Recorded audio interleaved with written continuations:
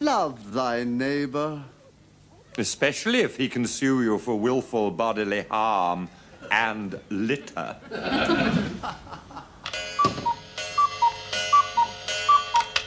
It's 5 o'clock, Peter.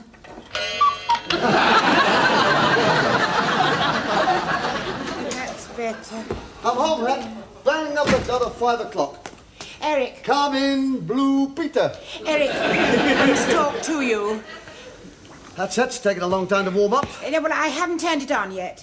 5 o'clock. You're all right, aren't you? Yes, I'm all right. Your back's all right? Yes. Your leg hasn't gone? No.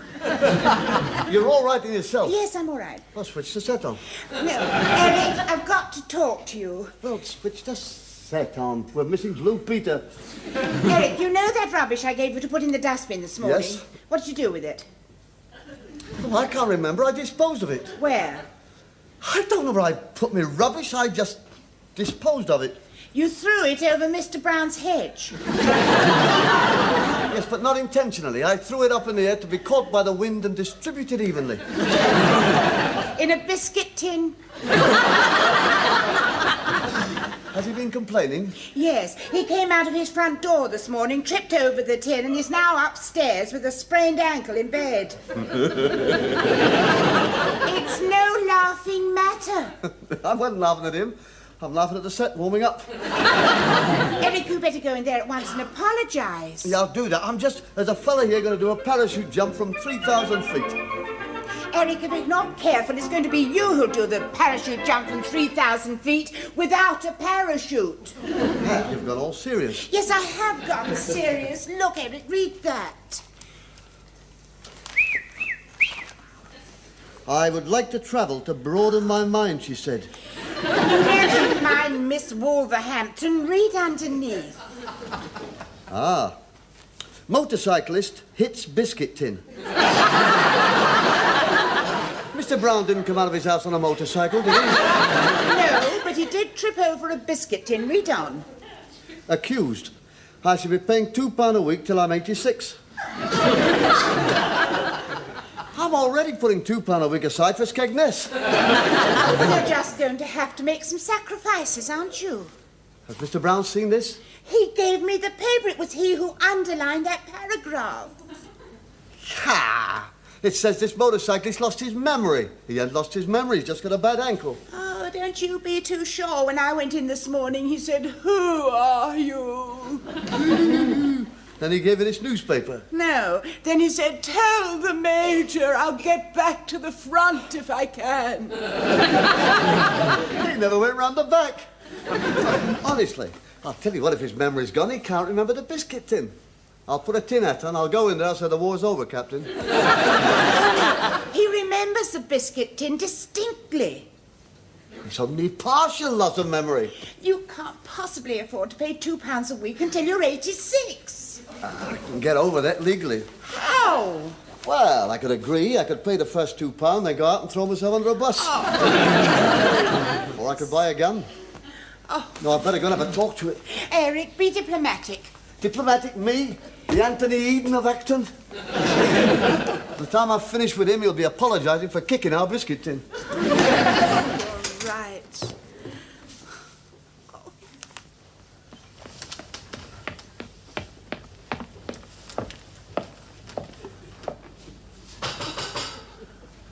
Come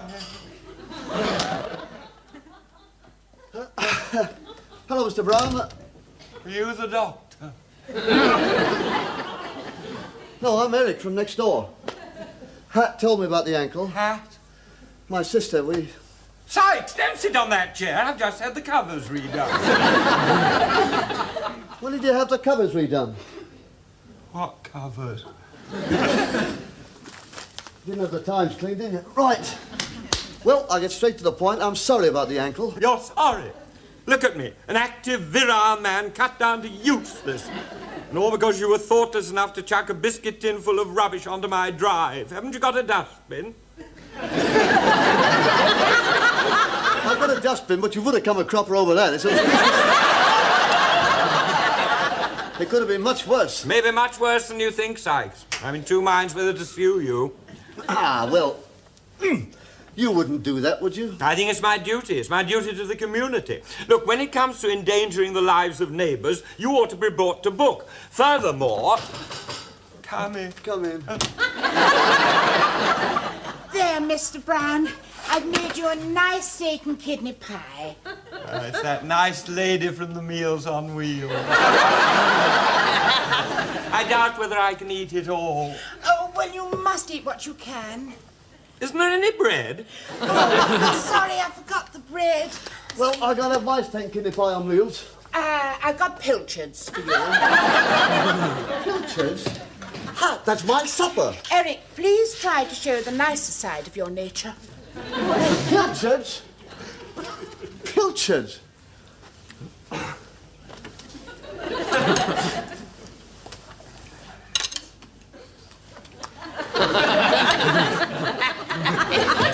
Just leave what you don't want. Not too much salt.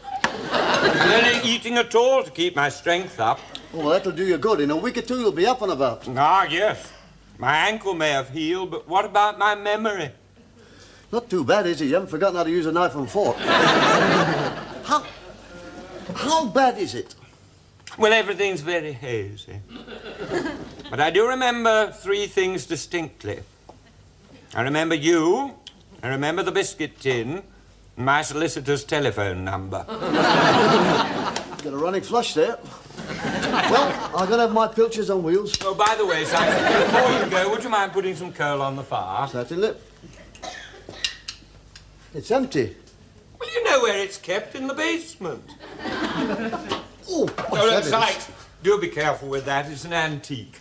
Ah, you remembered about that. About what? About the bucket. What bucket? You just said that this bucket was an antique. Yes, it is. It belonged to the Duchess of Markham. She handed it down to my grandfather. She must have been a strong woman. Tell your sister to hurry up with that bread.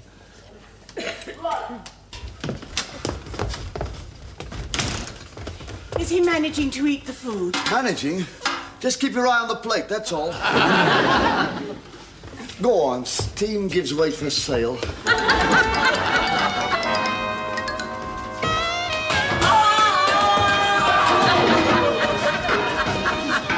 Are you all right? Oh, he's got more steps than we have. You might have a little consideration for the patient upstairs.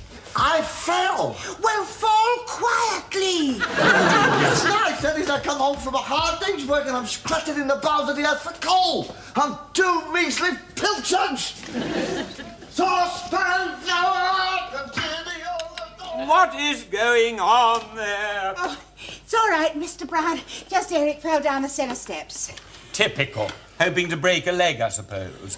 Always wants to go one better. Oh, no, Mr. Brown, you know Eric. He's always falling over, but he always bounces back for more. They do say where there's no sense, there's no feeling.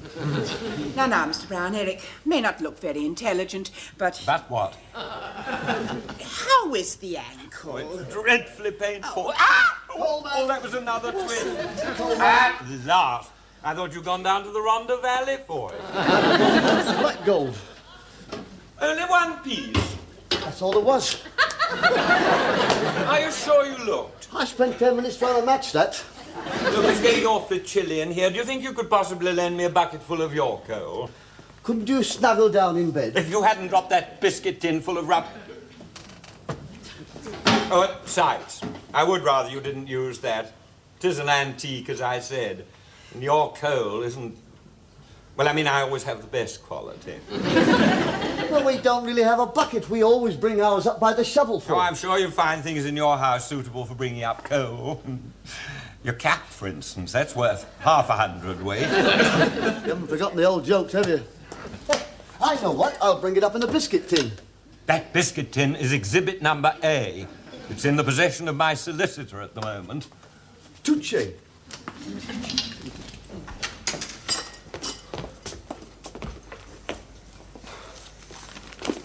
What are you going to do with that?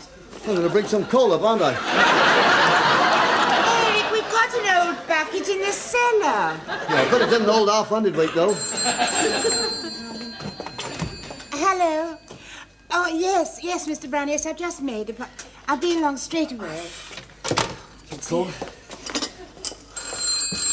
Oh. Hello. Yes, Mr. Brown. Yes, he's coming at once. Go on, Eric, for goodness sake. Yes, he won't be long, Mr. Brown. He's got the coal. Go on. I thought slavery had been abolished. Oh, them golden slippers. What's left on that box tonight, on the television? Well, on BBC One, it's Brian Rix. On ITV, it's Paul Newman in a film. And on BBC Two, it's Sophia Loren. Brian Rix. Brian Rix. I shan't mind missing him.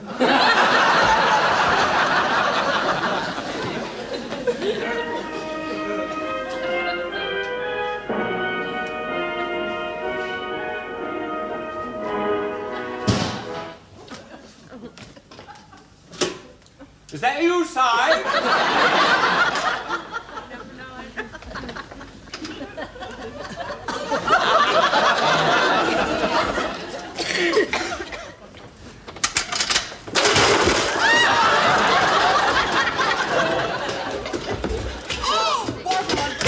What's happened? I couldn't help it.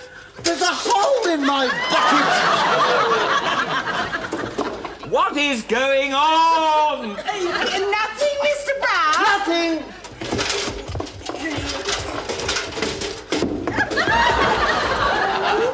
Look at this mess.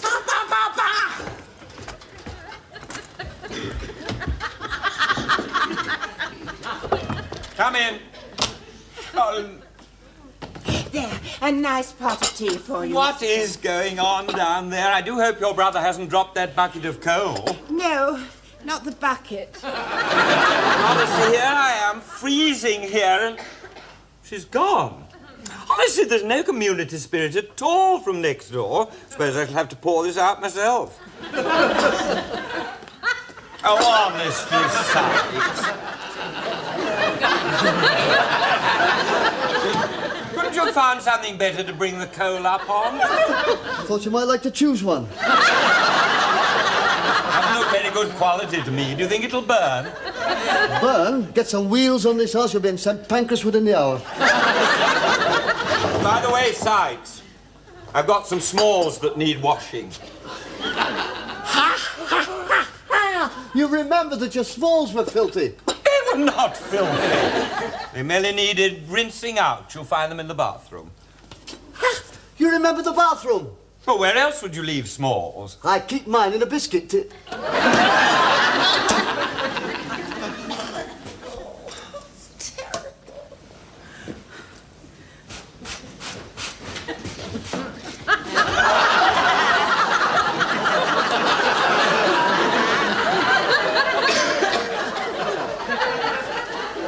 What's this?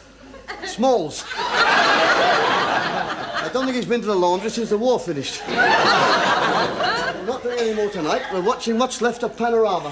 What about the stair carpet? We'll do that tomorrow, Hat. I'm gonna put my foot down. Just a minute. I get that. Hello, Mr. Brown? Yes? Now look here, Charles Fulbright Brown. Chuck, this is Rick. Now hear this. The next time we go into your house, we'll be to pay our final respects with a big floral wreath. And furthermore...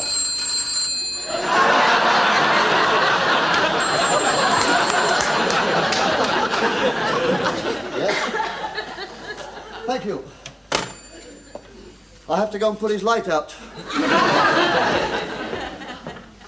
Now, I think I can manage 2 eggs this morning. Well, yes, of course, coffee.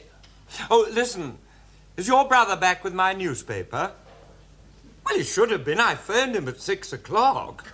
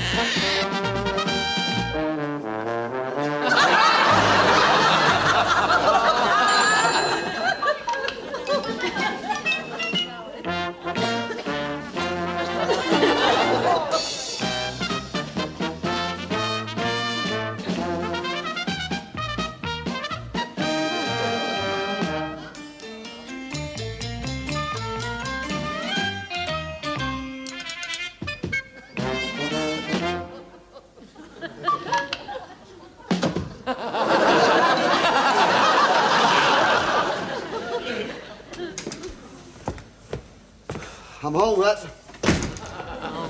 I'm sorry I'm late. Fell asleep on the bus. I went to Bishop Stortford. Nice little town. Hat. Room service. It's me, your brother. Oh, Eric.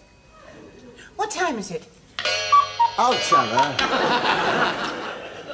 It's 5 o'clock. Check. Eric? We haven't heard from Mr. Brown for over an hour. He's dead. Just an idea I had. Well, I worked out that what Mr. Brown needed was company, so I fixed it. Yeah. You're a marvel. Some of me has rubbed off on you.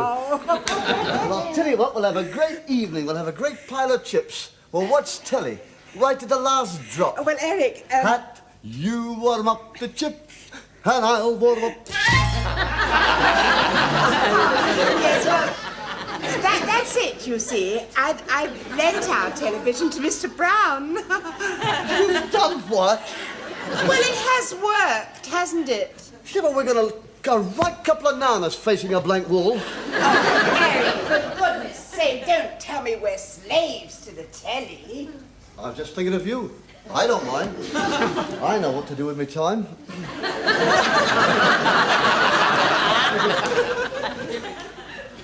What did we used to do before we had television? Well, we used to take a couple of chairs down to the electrical shop and look at it through the window. Get your hat and coat and a sandwich and we'll go down there. No, Eric, I think actually we ought to stay in case Mr. Brown telephones. It's not right, Hat. If he wanted television, it stands to reason he'd get one of his own, wouldn't he? Yes. And he's up there now, and it's football. And I'll bet you any money he's got the other channel on. Well, it's an orchestral concert on the other channel. Exactly. And you don't watch an orchestral concert, you listen to it with your eyes closed. Try to imagine you're at Wembley. Eric, I've got a smashing idea. It's a golden opportunity. Why don't we get the gramophone out and have a musical evening? I'm sick of the road to Mandalay. Well, you don't have to listen to that. I'm sick of the other side, too. March Lorraine.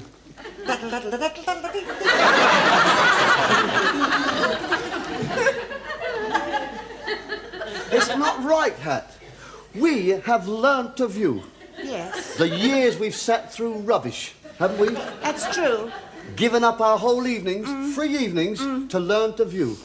So that one night when the big programme came on, we would be ready.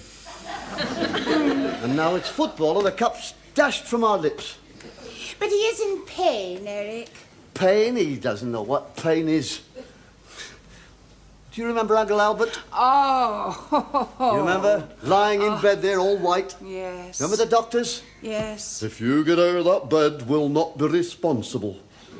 The minute they left the house, bring me my brown suit and get me bicycle out, he said.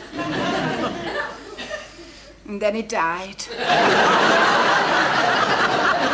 But there was a man. Oh, what? Not a cardboard cutout like that. No comparison.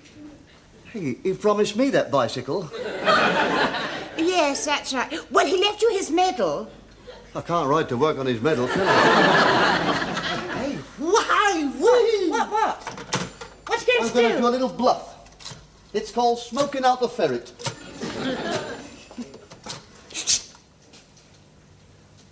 Hello?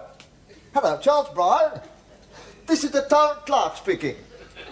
The mayor has asked me to invite you to an informal dinner this evening at the town hall. Well, what he wants is a couple of prominent citizens tonight. Oh. Thank you. Well, what did he say? Oh, well, he said he can't come tonight because he's got a bad ankle and he's lost his memory. There you are, you see. I hope you're satisfied. You just thought he'd jump out of bed and go, didn't you? Yes, I did. It's just a bluff, wasn't it? Oh, Eric, I hope that one day when you're in pain, people are a little bit kinder to you than you have been to me. Oh, hello.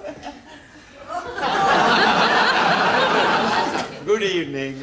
Good evening. I have to go out. So soon?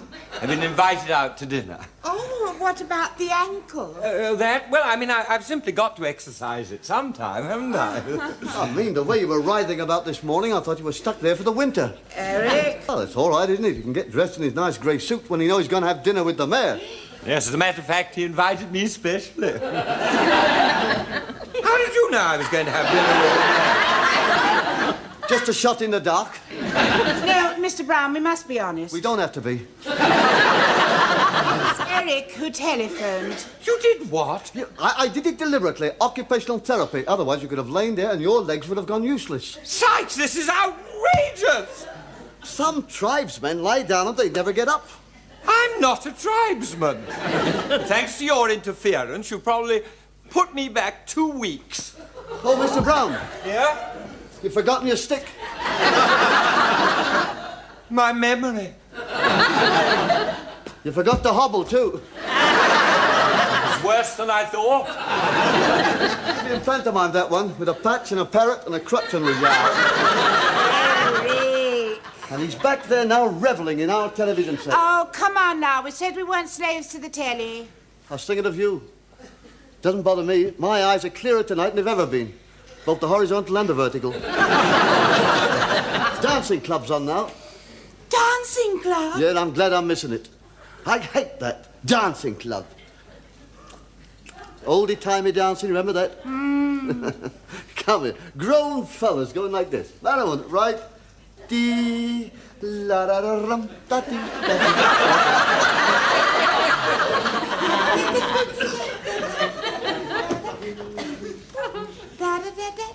Where are you going? I'm going for a walk. You're going for a walk? I haven't forgotten. Just putting one leg before the other. Keep your arms free and try not Eric! You can't be going for a... It never goes for a walk. Even when we had a dog, he used to sit on the front doorstep with a 10-foot lead. Hello? Oh, yes, Mr. Brown, I will, straight away. Oh, Mr. Brown, is Eric in there with you? Oh, well, it's just that dancing club's on television, you see, and I thought... Yes, all right, I will, straight away, Mr. Brown. He must have gone for a walk. He can't have gone for a walk.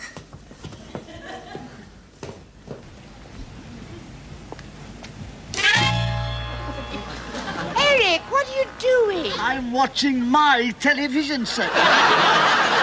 It's Patrick Moore. Saint? Oh, Patrick Moore, Sky at Night. Oh, I like him. What's he saying? I can't hear what he's saying, can I?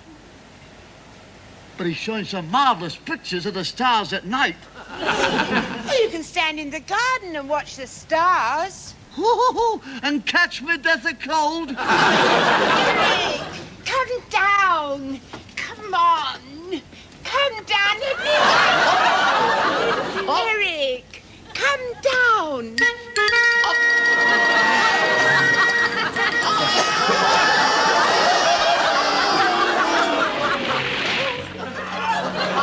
What is happening? Honestly, this neighborhood's going down and down and down. What happened to you? Oh! I'm ruined. No, you're not. I am. I know when I'm ruined. The dancing days are over. There now. A bit more comfortable. Right. Major Schroeder brought his riding crop down on the desk. We have ways of making you talk, he said. Madeleine looked him straight in the eye and her lip curled. Pardon? Curled. The Major, unable to contain himself, gripped the neck of her blouse and dripped...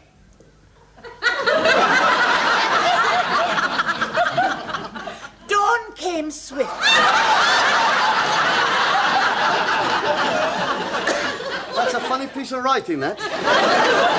Unable to contain himself, he gripped the neck of her blouse. Dawn came swiftly. Yes, well, I didn't think you'd be very interested in all that. Not a fella dressed up, is it? No. Well then, come on, we've sat through where she used to play blindman's buff with her nanny. Now let's get down to the meat now she's filled out of it.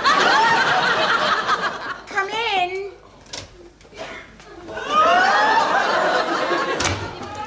Here you are, Sykes. I hope it isn't too strong. Is this a nice leg, surgeon?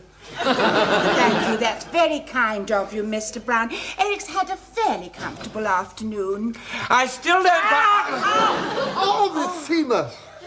I still don't understand why you... I still don't understand why you had to be cleaning my bedroom windows at that time of the night. It was the only time we had left in the day, wasn't it? Well, now, about these damages. Oh, well, they'll be considerable, won't they? According to my solicitor. He said it might even mean imprisonment. Imprisonment? Oh, no, I don't think it'll be imprisonment, Eric. Oh, yes, you haven't got these complications, have you? Oh, well, I suppose if Eric presses charges... Well, all I can say is, whatever happens, I hope you'll remember all I've done for you. Shall I be mother? No, thank you. I think I'd prefer to pick at a chicken on wheels. Oh, yes, I'll get some. Thank you. I'll tell the lady. And if you could put some coal on our fire. Yes, certainly. Not our coal, yours. No, certainly. Could you pop down to the library and see if that book's ready? What's it called? It's called Fun on One Leg. I'll go down there straight away. It's in paperback edition on wheels. He's gone, Eric. Good. Switch on a set. Switch it on yourself. Honestly, there's no community spirit at